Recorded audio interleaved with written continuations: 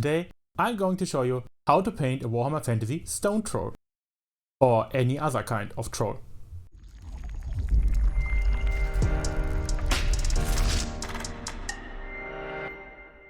Hi, my name is Sergey, welcome back to another Miniquest. I started with the research on the trolls and their paint schemes. And this is the final plan I came up with. Here you can see all the colors you will need for this tutorial. Feel free to change those as you please. And while we take a look at our troll in all his glory, remember to subscribe to the channel, so you get all these new tutorials for your dusty old models hiding in your closet. Now let's start and mix some PVA glue with water, cover your base with it and then sparkle some dried dirt on. Almost ready, but not yet. I always put a second heavy watered layer of PVA glue on top of the base to fixate everything in its place and prevent the basing material from getting loose. Getting excited, little buddy? Me too. Now you can watch me putting slate stones onto the base in an absolute professional manner with super glue. Ready for priming with Chaos Black. Make sure you got everything covered and get your rust grey, because we will now start with the base coat. I needed 3 layers to get an overall good coverage. We continue with Rugged Flesh. Now some wet blending practice. Put a layer of Rugged Flesh onto the belly and a second layer of rust grey right beside it. Then mix those 2 colors on the miniature to get a really smooth transition. And don't forget to paint the ears too. Now some Drakenhof Nightshade. We wash the whole miniature with this wash. I know what you are thinking, but this is the fastest way. Back to rust grey with some dry brushing. I use a big soft makeup brush for these steps. And I prefer to wipe the paint off on a piece of MDF instead of a paper towel. Looks worse than before, but don't worry, you'll get your troll at the end. We continue with a slightly lighter dry brush of Fenrisian Grey. He is so ugly, I love it. And now we redo the parts on which we have used Rugged Flesh before, with another layer of Rugged Flesh, of course. Our first game changer will be Thalasar Blue Contrast. Make sure to cover the whole miniature with it, except the skin parts with Rugged Flesh. To get a smooth transition, paint a line next to the skin tone, clean your brush and fade the contrast paint into the skin. The perfect smurf. You can also add some extra details on the belly button and ears. And I heard you like rust grey? With our new favorite color, we pick out all those lovely and charismatic details this miniature has to offer. Make sure to highlight all the scales and paint all the muscles. This should take some time. And now we do it all again with Fenrisian Grey. But this time we start to draw some fine lines or stipple on the areas we want to paint. That should give the blue skin a unique look in the end, like a true stone troll. And yeah, all the scales again. But for the muscles we draw some fine lines too. Like as Leon X does on himself all the time. It finally starts to look better. Our last blue color will be Blue Horror. We will paint all the areas again, but on less surface. Make out all the sharp edges and raised areas and give them a little bit of Blue Horror. Try to be as neat as possible. Since we are painting a stone troll, I wanted the skin to look heavily scratched and damaged, and the many layers of fine brush strokes with different colors and in different directions should be able to imitate such a texture. For the final highlights, we used Dead White from Vallejo, or Ceramic White from Citadel if you like. I used the 00 brush for the final scratches and highlights, and I didn't paint the scales with Dead White, since I didn't want him to look too white. Looks like right out of the book.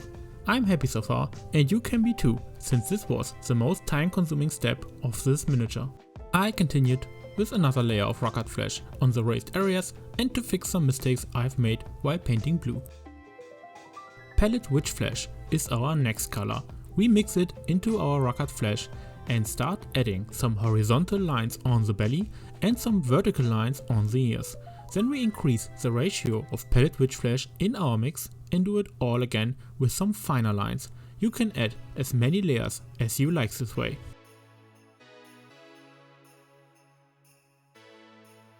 Now we have a scratched belly. Finally, some dead white for the final highlights on the skin, especially some edge highlights on the ears and belly button. And since the dead white is fresh on our wet palette, we can use it right away to base coat both eyes. To reduce the amount of steps we are going to take from now on, we will start to base coat all the other parts with their base color and then wash everything in one step. So then redust for all the bones and claws and Baylor brown for his ugly teeth. While all the leather parts and the base ground will be painted with Rhinox hide. Take a comfortable painting position though, you don't want to ruin your progress and paint rust grey again. We can now move on with Mechanicus standard grey and base coat all the stones on the troll and the base. Keep an eye out for little stones on the troll though. Oftentimes trolls wear little stones all over the place like jewelry. While everything dries, we can paint some little dots with our 00 brush into the eyes. Grab your mini tight, press your mini holding forearm against the desk and the palm of your painting hand against your mini painting hand. Concentrate, breathe out and make a dot. Our troll has 2 earrings, which will be painted with gunmetal or lead belcher. And because our red glaze has weakened the black color a bit, I redid the eye dots and added some white dots as extra detail. Time for some washing. We start with Agrax Earthshade and wash all the claws and bones as well as the teeth. And you guessed it, Nuln oil for all the stones and metals as well as some Reese shading in his mouth.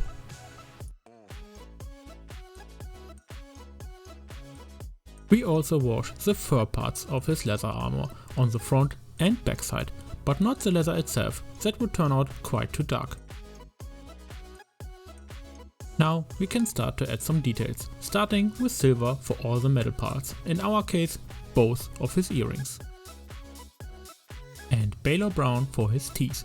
Similar to the skin tone, we start adding some dead white into our Baylor brown mix and add layer after layer while painting less surface with each layer and getting brighter and brighter until we can use dead white on its own to make some tiny little dots and subtle highlights.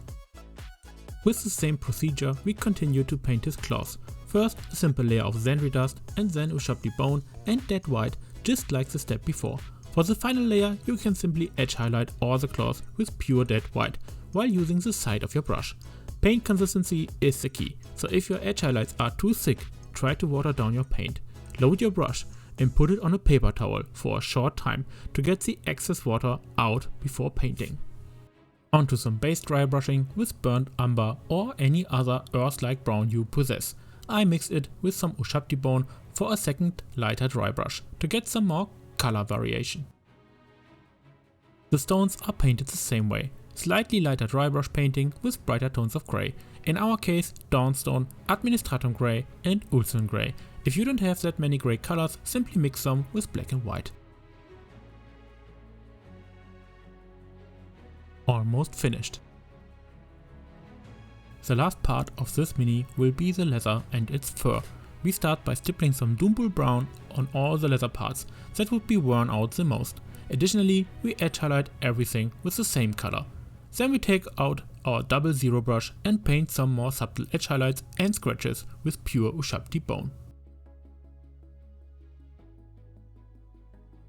For the scratches I only paint while pulling the brush towards me, barely touching the model.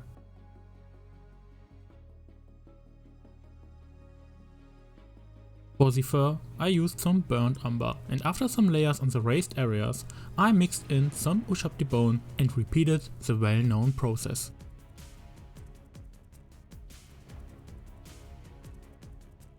I decided to go with some bright colored yellow plants for the base. That should give us some really nice contrast with the blue skin tones. I cut off a little bush and glued him onto the base with some superglue. And the rest of the base will be covered in PVA and some green static grass. I built my own static grass applicator, following the instructions from Luke Town's video. If you're interested, I put the link in my video description. Our last brush strokes.